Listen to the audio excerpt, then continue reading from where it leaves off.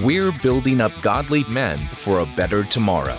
This is On the Edge with Ken Harrison, where we inspire men of integrity to put faith into action together. And now, here's today's show.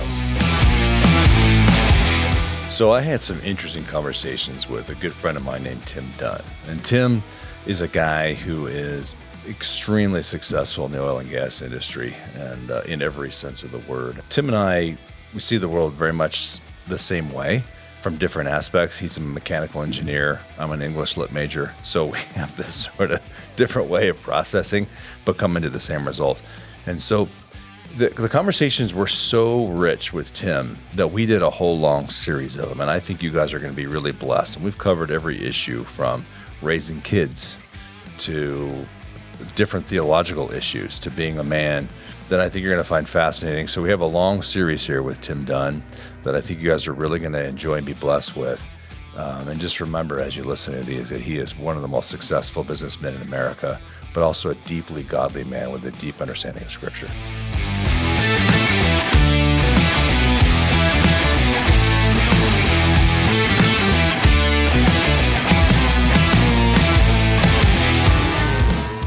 Not wise to not talk about business. We've both been very successful. You more than me. You have an amazing company here in Texas. You're very influential. So when you start thinking about the concepts of somebody who's working, successful, honest with themselves, the people that you hire, what are the things that you look for? And so we can sort of take this in kind of a scriptural way of the dual thing of being a successful worker for Christ, but also being someone in business, especially as a lot of our audience are men, being successful at what you do, being proud of who you are at work. What are those things that you look for in someone, men or women, that are going to be successful? Yeah, well, of course, it's really important to define success. And what I like to do is always have a real clear there. We do the servant leadership training, which I'd recommend to anybody. And it's the framework of life is there, here, path. Okay, being in current reality where you are. Current reality is an acquired taste, but it's your friend. That's here. And most of the tools we have are ways to get in reality. But then having a clear idea of where you're going. And my recommendation is always to come up with some sort of destiny, a goal, a purpose that no one else can thwart. That's totally within your control. Of your quotes, say that again, because it's important. That's totally within your control. So I've talked a lot about not living in an illusion of that you control things you don't. But there are things you do control. You control who you trust or what you depend on. You control how you look at things, and you control what actions you take. So why not set up an objective that's just within my agency to make happen? Okay. And if you'll listen to, again, I'm always tuned to this because this is a important part of my philosophy. If you'll listen to really great baseball players, they always talk about success based on things they can control. So like the reporters, I was just listening to this one from from a recent playoff, and the losing manager. They were talking about somebody that had an at-bat that, didn't get the result that they were hoping for. And the manager said, well, that guy had a good at-bat. He had a really good approach. And I have a friend who had two sons that played in the major leagues. And I asked him, well, what does it take? And he said, well, a lot of guys in the minors that have all the tools to be in the majors. There's two things that they don't have. The ability to endure the grind of 162 games and be up for every game. So that's perseverance. And the other is to have a definition to deal with 70. If you're a great hitter, you fail 70% of the time. And the way you deal with that is you do not have a definition of success based on the result. You have the definition of success based on your approach to each bat. Did I make good swing decisions? Did I have a good game plan when I went up to the bat? Because you may crush the ball and it just happens to go straight to somebody. Well, there's nothing you can do about that, right? But if you had a great approach, you had good swing decisions, You may have somebody that, threw a pitch that darted somewhere. You had no idea where it was going to go and you can't hit it. Well, it just is what it is. But if you did what you could do, that should be success. So I always say, try to come up with a goal, a definition of success that you can do. And here's the great thing about this, judgment seat of Christ, biblical perspective. It's totally up to us as to whether we're faithful or not. Now, God will judge. Jesus is going to determine whether we're faithful or not. But it's up to us to be faithful. And all we can do is our best. Have a good approach. We can't control circumstances. We can't control outcomes. We can't control other people's reactions. Just do your best. And I'd say the same thing in business. You try to set up a company the best you can, manage all the risks you can manage, hire the people that you can and train them, point everybody in the same direction, have a great financial plan, have a good risk management plan, and do the best you can. And if that should be your definition of success. I did everything I could do. Because it may be that interest rates kill you, or in the case of COVID, everybody stops moving and nobody burns gasoline anymore. I mean, there's nothing we could do about that. Is an oil guy. Yeah, I'm in the oil business. Yeah, so there's nothing we could do about that. And I had a conversation with somebody, and our value had dropped dramatically because the price had dropped so much, and they said something about it. And I was like, well, we're the same company we were before. All that's changed is people's perceptions of it. But, we're not selling, so it's fine. This is why you see so many people who have become extremely successful, who failed many, many times before they made it. That what they did was they didn't stop. They learned from their mistakes. They stayed. Mm-hmm. Was Abraham Lincoln famously lost like 42 elections before he became president. The only election he won congressman. He lost for postmaster general. He lost everything, and then he became president. He never stopped, stayed true to his convictions, who he was, changed the world. Yeah, and if he hadn't have been made president, he still would have been successful if he was taking a good approach. Just keep taking a good approach. Don't look at results. Don't look at outcomes. Look at what you can do faithfully. Isn't it so? That's why it's so important. And it's one of the things I teach all the time is looking at what success is, and success is in the eyes of Christ and only in the eyes of Christ. And so, why am I doing spiritually what I'm doing to please the Master? And so, I think so many.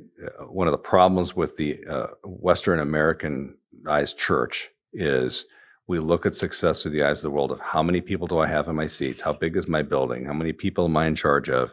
And I think it was Francis Chan who famously said he decided it was time to stop being in charge of his huge church when he realized that if Jesus came, his church would be smaller than Francis's, because Jesus is teaching self-sacrifice, die to yourself daily, and all this. And so you had said yesterday when we were talking that we don't know who the greatest in the kingdom of heaven are going to be until we get there. Mm-hmm. And these people who are famous, maybe they are, maybe they're not. Maybe not. And the famous Texan pastor, actually Tennessean pastor, J. Vernon McGee, who went. No, he's from Texas. He's from Corpus Christi. Was he? Yeah, he's from Corpus. Yeah. And he went to DTS, and he was over in LA, had a huge church, and he was one of my favorite preachers. And he tells a story that I've told a few times of the huge pastor, best-selling author who dies and goes to heaven, and Jesus is taking him out to his mansion. They pull up in front of a huge mansion, and not far from the center of town. And the guy's like, "Yeah, this looks like what I should get." And Jesus goes, "Oh, no, this isn't yours. This is the widow Mahoney's." And the guy goes, "Who's the widow Mahoney?" "Well, she went to your church for 50 years. You just never knew her." "Oh, okay." So then they're driving out. And he's like, "Well, I can't wait to see what mine's going to look like if that's hers." And then they drive out to the suburbs, and they get to a little shack, a little cottage, and Jesus goes, "There's yours." And the guy's offended and says, "I was a best-selling author, and I did this, and I did that, and I was famous." And Jesus said, and the reason you were successful at all those things is because the widow Mahoney was on her knees praying for you every day. And that's that idea of what is success and what is our eyes on for success. Yeah, and people tend to say, you're successful because you have a certain amount of worth or a certain amount of value, a certain amount of income. Like all that can be gone tomorrow. I mean, we have a very successful company in the way the world tends to score things, which is great. That's a great thing to have, but it can all be gone tomorrow. I mean, the dollar can collapse, the oil market can collapse, the financial market can collapse. I can tell you many, many ways that the world can end, the financial world can end. And we've seen a couple of instances where it almost did, Well, there's a reason why Jesus said, if you're not willing to say goodbye to all your possessions, you're not worthy of me. Yeah. And so now I don't want that to happen. Sure. That's not my objective. I look at, so I'm a foinker, that's somebody that stands for fear of imaginary negative consequences. So my mind automatically plays out all kinds of scenarios that can take place. And a guy pointed it out to me one time. He said, I think you're this way. And I really am. And he said, well, here's what you tend to do if you're a foinker. You tend to, imagine some series of events and then pick one of those things and try to control it. And in that way, you give yourself the illusion you're controlling the future. And I said, well, I absolutely do that. And he said, well, here's how you solve that. You play the scenario out, stock market's going to crash or whatever. And you say, okay, can that happen? Answer is yes, anything can happen. And the second question is, well, if that happened, could you trust God? And you say, yeah, I could. Okay, well now, so that scenario is, I ask myself a third thing. Is there anything, if that happened, that I would look back and wish I had done now? Yeah, I think that's an important one. And if the answer is yes, I'll go ahead and do that thing. I own some gold. There's some various things that I do, but I don't obsess about any of those things. I mean, it's not very probable. But if I do want to take, I want to be wise, but if those things happen, then we have a new circumstance to trust God, so. My wife treats every relationship that way. I mean, she always says, if that person died tomorrow, is there anything you wish you would have done or said differently? Mm-hmm. And that has been you talk about parents, you talk about bitterness, what we talked about earlier, to know that if whomever it is, your child, your sibling, your friend, your parents, if they died tomorrow, is everything okay between us? Is there anything I wish I would have said, forgiven, done differently? And I've tried to live my life that way based on her advice, and it's remarkably freeing because there's not anybody I can think of that I would be like, oh, geez, Yeah. And, your life can end tomorrow and everybody else's life can end tomorrow. And that's not what I want either. I don't want to get another call that my brother-in-law has died in a head-on collision. I don't want to get another call that my granddaughter has died in a nap. I don't want to get those calls. But, if they do happen, then, can I trust God or not? That's the fundamental question. So again, going back to what is success, I think success is taking the right approach to life. So let's say James says, make a plan, hold it with open hands. Don't say we're going to go to so much city and make a profit. Say if the Lord wills, we're going to do that. So it doesn't say don't make a plan. It just says make a plan and then recognize the events are going to end up like they end up. Look, in the Revolutionary War, they used to say, trust in God, but keep your powder dry. Yeah. Right? Make sure your musket works. Yeah, it's the same idea. So, and I can look back on our company and we've been going through some exercises. I've been doing some training of some of our leaders of business principles based on effective mental models that drive companies. So just as a little aside, I've decided the main thing a great leader does in any organization is focus on building structures. So structure determines behavior. And a structure is anything that is a series of obstacles that creates a path of least resistance. So this building we're in is a series of obstacles, walls, and it has doors. So we've been going in and out the door. We could break a hole in the wall, to get out and then lower ourselves down on a rope or something. But why do that when there's a door? Okay. You tend to go through path of least resistance. So there's organizational structures, legal structures. Your Waterstone has a legal structure, and you're making it the path of least resistance to give money to put it in your fund, for example.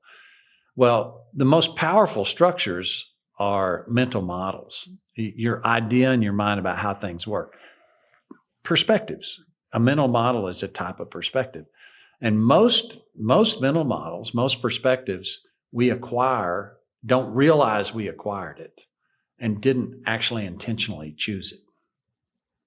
And so one of the key things to do to have a highly constructive life as a leader, of any kind of leader, is to step back and say, okay, which of these mental models do I want to keep and which do I want to discard and which do I want to modify? What's really true? What is a true perspective? What's a true mental model? So building mental models for people is enormously important. And one of those mental models is a mental model of how we engage as an organization, how we engage with one another. We call that culture. A culture is an expression of the values of the organization.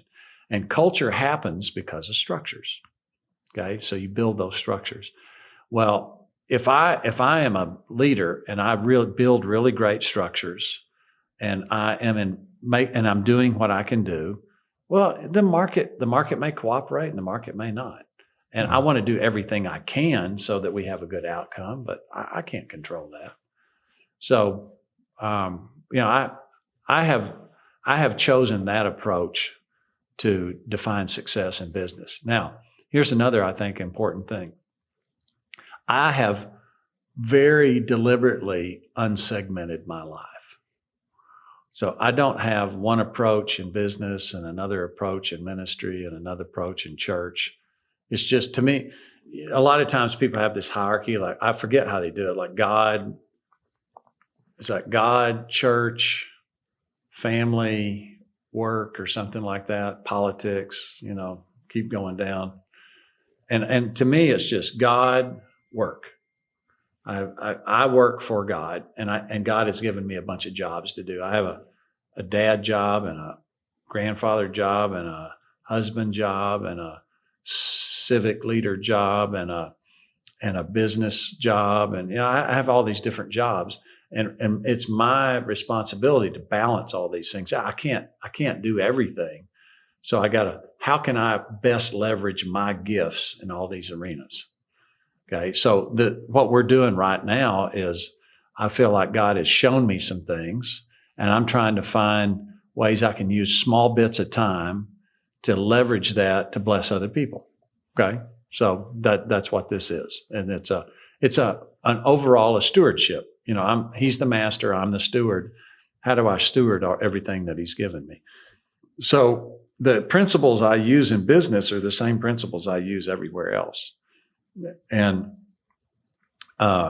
it's all basically leadership, taking responsibility and trying to build structures that create the path of least resistance for people to get to accomplish the purpose that they signed up for. Now, when you see the world that way, there's a remarkable inability to be a hypocrite because you're always the same person. And when people segment, well, I'm church me and I'm work me and I'm father me, and then you have different faces. I'm not saying that they're wrong, but they certainly cause you to behave in a different way that a certain me then therefore is not, who I am. Whereas I see, as we were talking before, I'm just me. It doesn't really matter who I'm with. I don't change for anybody. And if it's offensive to somebody, that's their problem. That's how I see it. Because I just want to be the one guy all the time, whether I'm with a bunch of pastors or I'm with my old LA Cop buddies, I'm the same guy. Because that to me is a value that I have. Yeah, I want everybody's got the same values, but we all prioritize them different. And probably my top value is integrity. And integrity is everything fits together like it's supposed to. Like that. Remember when the DC-10 wings fell off because of one bolt? Well, it's lack of integrity. The one piece was missing. And so to me, I need to be my gifts, my set of my gifting, my stewardship in every one of those arenas. Now, I'm very naturally gifted at being a hypocrite. Self-justification comes very naturally to me. So this has been a very, I'm essentially, by all the things I said to you, I'm choosing my own mental model and building an internal structure to make my path of least resistance to have integrity. Okay. Because you need those mental models for yourself too, because structure does determine behavior. And I want to make good choices, but see how these three things that I steward come together. If I trust what God says and build my internal mental models, my perspectives based on what God says, then that creates the path of least resistance for actions, the third thing I control, to do what God tells me to do. See how those things integrate. And this is, why do you study the Bible? I study the Bible because I want success. I want success. And the Bible, you could summarize the Bible sort of as, dear humans, I made you, I gave you choice, I gave you three things that you could steward, but I recognize you don't really know anything. And rather than you having to figure everything out for yourself through trial and error, I'm going to give you a book that tells you how everything works. And if you want to, you can go to this book and find out how everything works. Love God. So, all right, he says in the Bible, all the gold you want, all the success you want, you get by listening to me. Okay, so if you take this, if you get this mental model, if you get this perspective, if you get this renewed mind, Romans 12 calls it, then you are rich, irrespective of how much money you have. So when you think about business, transitioning over to that side of it, what are the things that you look for in a guy that's been successful, built a successful oil and gas company? As guys are listening to this going, maybe I need to change my career, or maybe I haven't been as successful as I wish, or whatever the things may be. And they have a chance to sit here and look at a guy as a major employer here. What would you say to them in looking for success? Well, I do get asked this occasionally, and I always tell people, first get content where you are. So that's number one. Because if you chase circumstances, for contentment or happiness, then you've got the wrong perspective.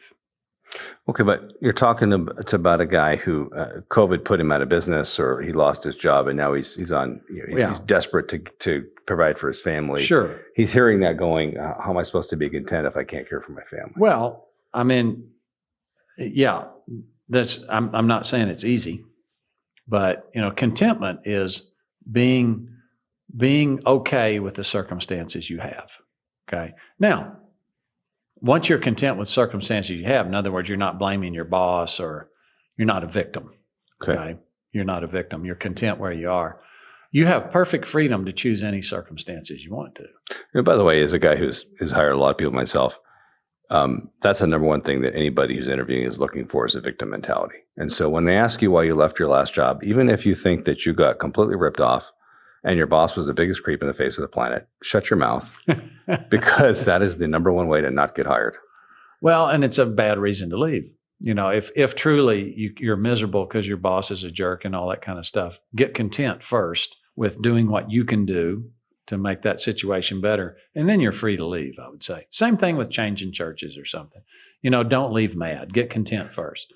Yeah. But then now you're free to choose whatever circumstance you want to. 1 Thessalonians 4:3, this is the will of God, your sanctification. It's how you do things, not what you do, that God matters to God. Paul was in Asia. He's in the Galatian region. He wants to go up north. The Holy Spirit says, no, come to Macedonia. If there's a circumstantial thing that is important, God will let you know. Meanwhile, pick whatever you like. It's fine.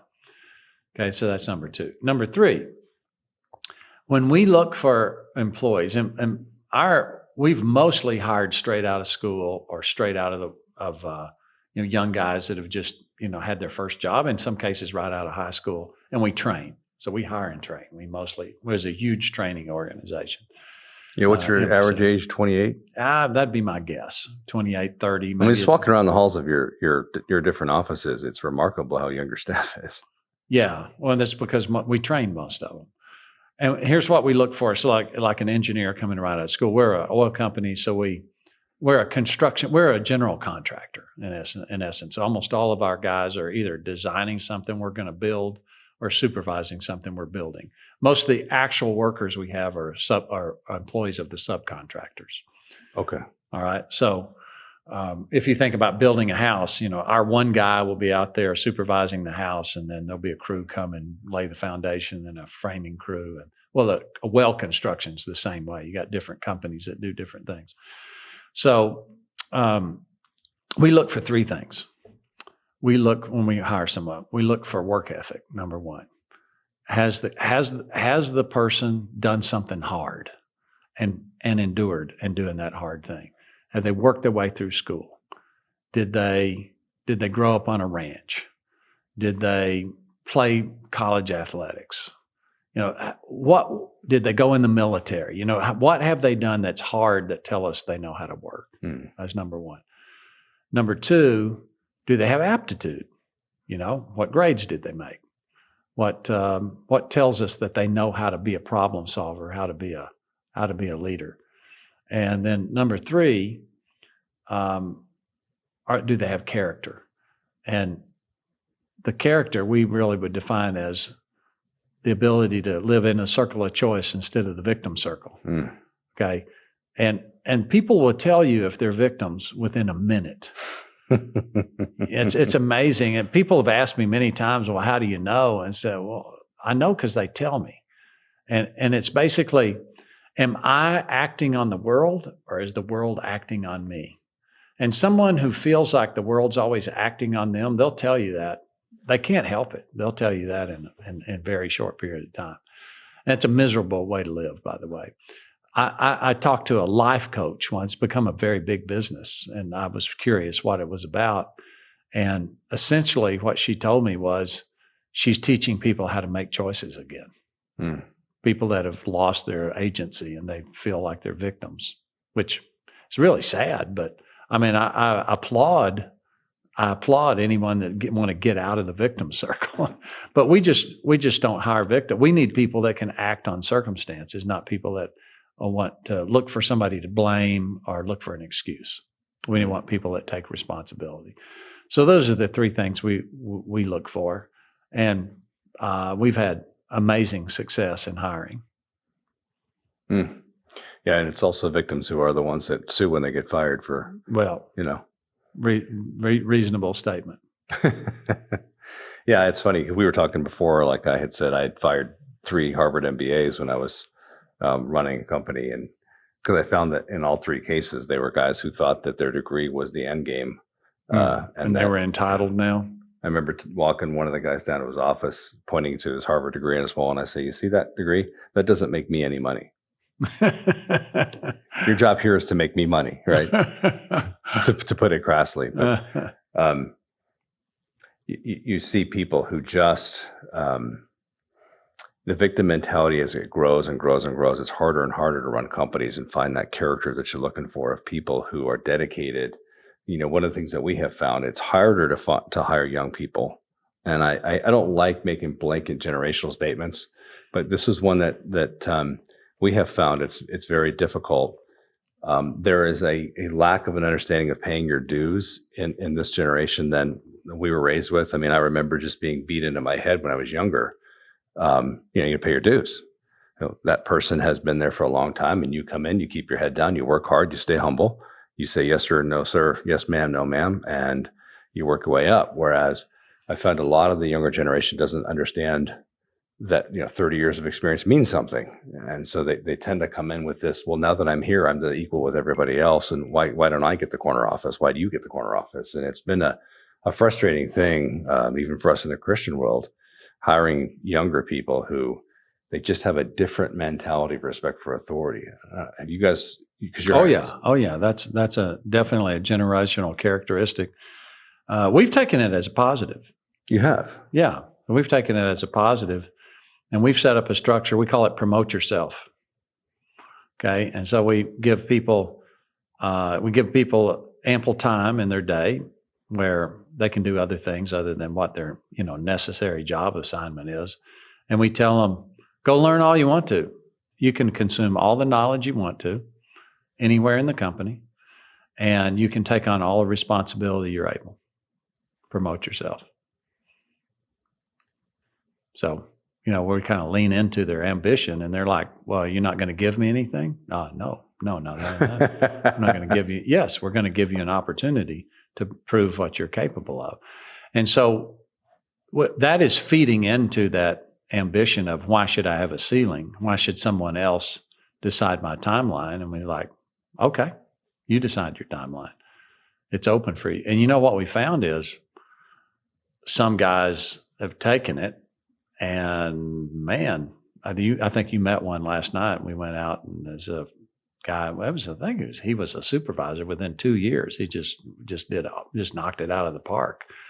And other guys go slower, and it's fine. We just try to make it clear. You get promoted when you can do these things, and you promote yourself, because promotion is responsibility. Title and all that follows after. Today's episode is brought to you through the generosity of Waterstone.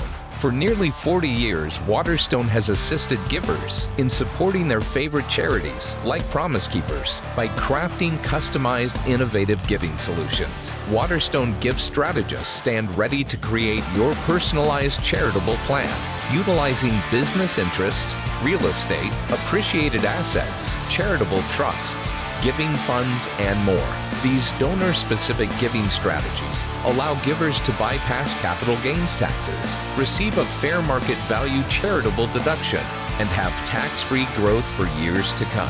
Prioritize income, minimize taxes, and optimize your giving with Waterstone. Find out how to give and receive the most from your assets by visiting www.waterstone.org. And now, back to today's show. Yeah, seeing you. Last night we went to a company function of yours, and the morale and the sort of family atmosphere and the way people treated you it was with respect, but it was pretty casual. You were not walking around like the king. I didn't see people running up to try to kiss your rear end. It was very casual. No, I actually. When we first started the company, we had guys that were out of the industry, lateral transfers. So all these guys that you met last night, almost all of them grew up in our company. So this culture is mostly what they've known, at least in the oil business. And when we had mostly lateral transfers, if I went into somebody's office and said, hey, have you ever thought about this or that? I was always getting interpreted like I'd told them to do something. Really? I didn't ask you to do anything. I just asked, have we thought about this? And that's very much your way. I've noticed you ask lots of questions. Yeah, I'm kind of a brainstorming guy. Well, now in the company today, if I want something done, I have to go in and say, okay, I know I don't do this very often, but I'm actually giving you a command now. So I'm going to tell you something, and I actually expect you to do it. I'm not just asking. I'm not just throwing out an idea. I'm making a suggestion, which is an enormous positive, because everybody understands they're responsible to do the job, and I'm the admiral and they're the captain. I've got a position of authority, but what I mostly do is build structures, and within those structures, they understand where the boundaries are and what their responsibility is and what they're expected to do. And they know when they need to come ask for help. So I'm mostly I don't have to touch most of what happens in our company. And, we do a lot, but that's because I built the structures to do that. So let me ask you a question that nobody can answer right now is that we see pending hyperinflation, everybody thinks anyway. we just see all this, the national debt gone crazy, et cetera, and everyone is wondering what to do. Like, where's the economy going? Where's oil and gas going? Right, with all these electric cars and everything. Give some thoughts as a guy who's thought deeply into these things, both politically and in a business sense. What is your best guess about where we're going and the best way for someone to stay safe and be successful in business in this where you think we're going? Crazy environment. Well, I'm going to give you a philosophical answer, and first, money is a funny thing. Okay, money is actually, if you boil it all down, it's the trust we have in each other. That's what money is. Kind of fascinating when you think about it, right? Because the fact that I have an accounting entry in a computer, what does that mean? Why is it that you're willing to do something for me based on me transferring a computer entry from my ledger to your ledger? You can't eat that. You can't eat those bytes that I transferred. You can't burn them in the fireplace. You can't do it. It's just because we trust one another. Okay, so our whole economy is built on trust and mutual work. So, and if the economy were to melt down, if everybody was willing to keep working for each other, we could start it right back up again. So, it's a very fascinating thing. That is a fascinating statement, and it's a true statement. Yeah. So, but that's the nexus of what people are afraid of, is that the dollar will lose its value. You've got Bitcoin, and all this stuff, and then the dollar, of course, is completely worthless. It's only worth what people's confidence in it is. It's worth what people's confidence in it are. But here's the thing: is if as long people as have the freedom to come up with something else, they'll find some other way to have trust in one another. So, I'll start from the bottom up. I don't really believe in the survivalist thing. The best security we can have is really have strong communities.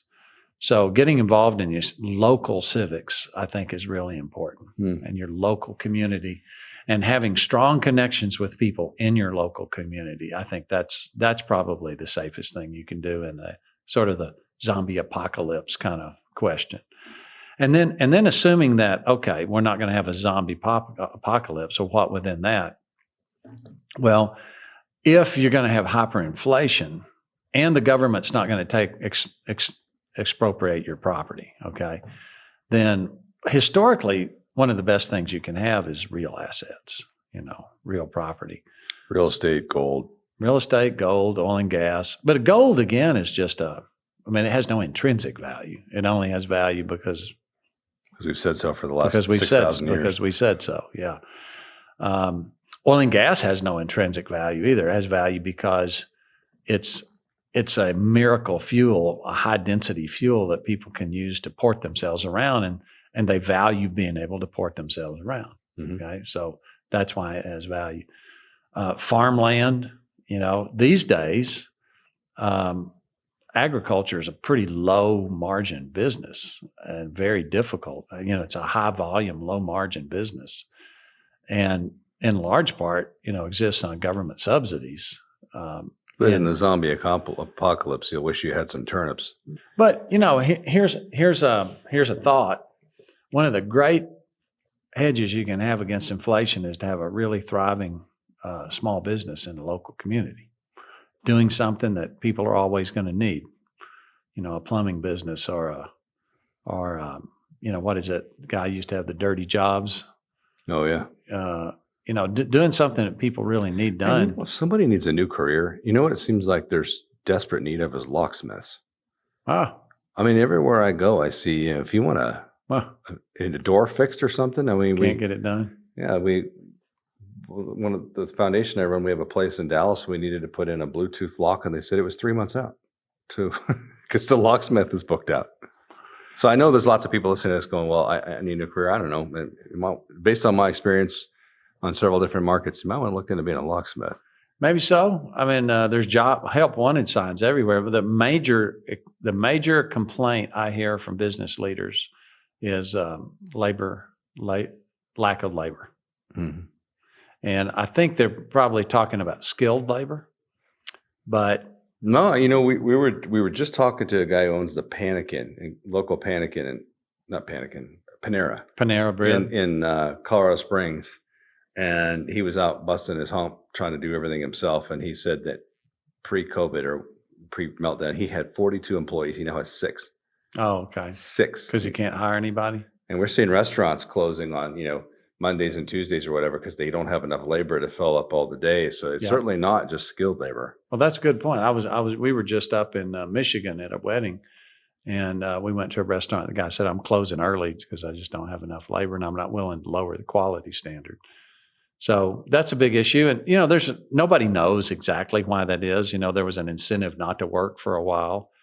But one of my sons was talking to me, and he said he thinks what it is people stopped working for a while and realized, I don't really like doing that, and they're looking for something they really want to do. And that's not all a bad thing. But how do they put food on the table? Well, there's a lot of families where the second job probably is a money loser. Huh. Okay. Where, you put yourself daycare and all that kind of stuff. So if you got 2 income earners, whichever one of them is the lower income earner, by the time you put that in the extra tax bracket and then do daycare and extra commuting, extra parking, extra clothing, extra lunches, gasoline at $5 a gallon. Thanks to you, extra man. gas, and then we're tired at night, so we go eat out. By the time you add all that up, you may be in that extra job. You might be earning $2 an hour. You may be earning nothing. That's interesting. And so they may have learned that. Well, first of all, I don't like doing that very much, and secondly, I like being with my kids instead of dropping them off somewhere else.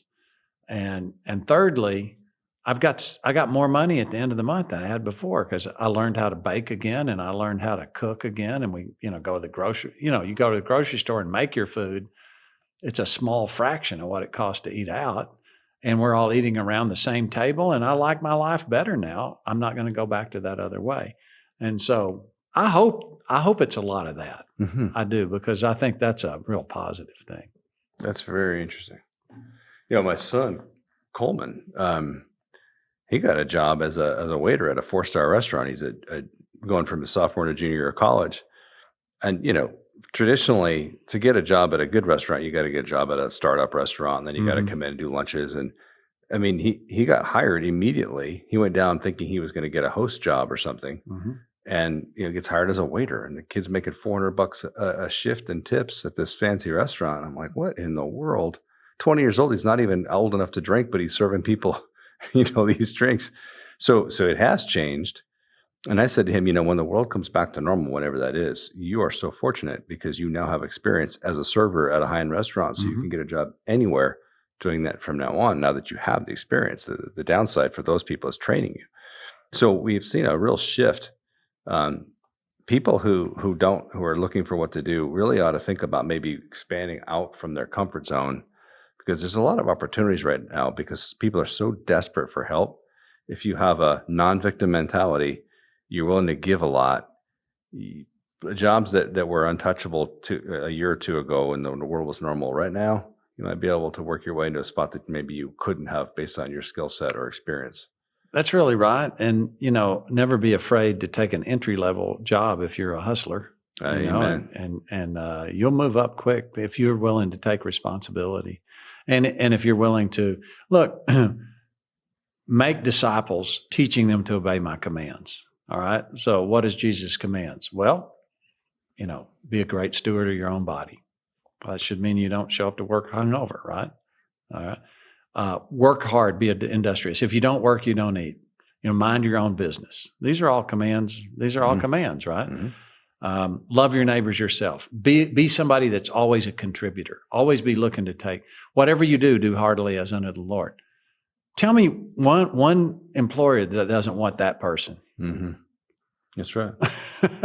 maybe the mafia or something, that is going to be a successful person. When you go and do that, that's great commission activity, because you're teaching by showing this is what industry looks like. This is what great commission looks like. The righteousness is a word we don't use much anymore other than self-righteousness, but it means everything works together like it's supposed to. It means the car is tuned to perfection and the engine's humming. It means the team is clicking and they're sharing the ball and scoring, racking up the points and shutting down the other team. It means that the body is fine-tuned and everything's working just like it's supposed to. That's righteousness. So when we find a place where we can bless other people and we do that well, then that's righteousness. That's what it is. So, and if you're like me and you end up as a steward of resources, look, if my goal was to have a lot of money to spend, I wouldn't have been good at actually earning money. Mm-hmm. People that are good investors, you know what they like to do? Invest. You know what you can't do at the same time you invest? Consume. Okay? So people that are great investors usually are not big consumers. And so if you want to get a whole bunch of money so you can consume it, it would probably harm you. Now, that doesn't mean that God's given us richly all things to enjoy. So I look carefully at that and make sure, am I enjoying? But I don't, not only do I not want substances to control me, I don't want material possessions to control me either. Amen. That's a good way to close this. Good talk. Thanks. Appreciate it. Thanks for listening to On the Edge podcast with Ken Harrison. For a lot of you, this is our first time meeting, and I want to tell the men listening about an organization I'm the current chairman of, Promise Keepers. Promise Keepers is an organization founded by Coach Bill McCartney that's led men across the world to a saving relationship with Jesus Christ. Promise Keepers is calling men back to courageous and bold servant leadership. To learn more and get involved in the mission of Promise Keepers, visit promisekeepers.org. Follow on social media or download the Promise Keepers app on Apple Store or Google Play by searching Promise Keepers. Through the Promise Keepers app, you'll receive access to devotionals, Bible studies, and other great articles and video content, and a community to build friendships, lead your family, and become transformative leaders. See you next time for On the Edge with Ken Harrison.